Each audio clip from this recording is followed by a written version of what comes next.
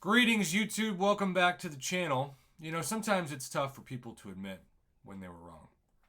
Lord knows it's easier for me sometimes than other times. But in this particular instance, I think I'm actually kind of excited to admit that I was wrong. Now, I will say this, there's a huge disclaimer about this video. I am still not buying stuff like this.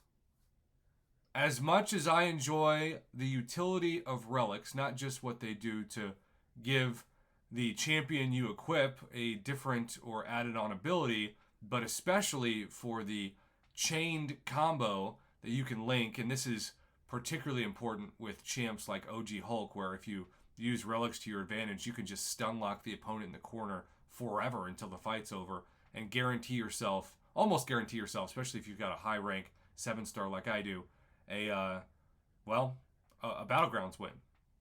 And yes, you could argue that that is buying your way to a Battlegrounds win. If you were able to get lucky enough or spend enough money to guarantee yourself a 7-star Hulk and you got a chance to take him up, even if he's not ranked up past rank 1, he's still going to be really good. But a rank 2 7-star Hulk, or especially a rank 3 right now in the game, is going to win you a lot of Battlegrounds matches. Even in this current meta in the victory track that punishes you for gaining a power sting with specials, his attack is so much that, yeah, you might lose, let's say, 20% health by the time the fight's over, but the fight will be over so fast that the difference in what you lose in health is still going to be better than how fast you are clearing the match versus the opponent, most likely, depending on who you put down as a defender.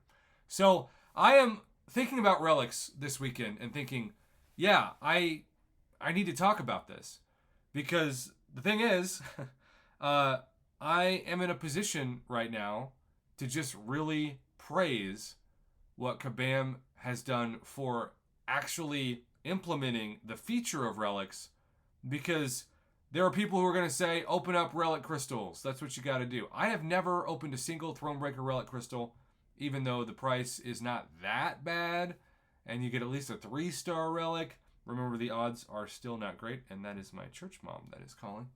Shout out to my church mom.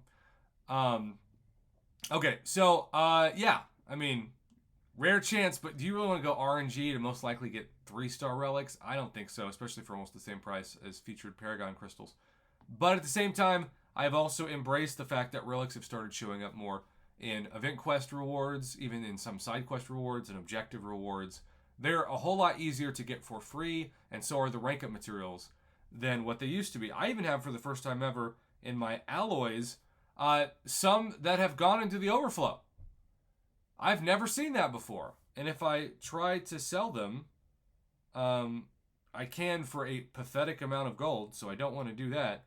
But that is how much easier to just get those. I don't even know where I get these embers half the time. They're just there, and I'm like, oh, that's a lot of embers that are close to expiring. But if I'm being honest, yes, it's important to have an incredible roster, thanks to YouTube and you all support that my account has. But the reason why I've won my first 6 matches of this new Battleground season is largely because of relics. Because I have made it a goal of mine over the last several months to pair every single one of my Battlegrounds attackers with the relic. And so there are several instances where if I don't chain the combo together, if I don't click that relic icon, I will lose. Because I have forced that opponent, and this is especially true with defenders when I'm fighting with Hulk, like Rintra, I have forced that opponent to go to a special 3, and so the millisecond that they stop being stunned, they're going to fire it off, and I'm not going to survive. But if I can keep them stunned until the fight is over, I'm good. And I've counted at least half of these, and you can see a few of them at least have gone to 3 rounds, have ended because of relics.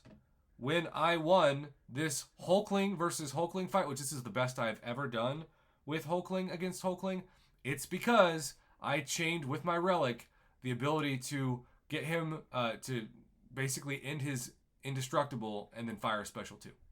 That would not have been possible had I not had a relic equipped.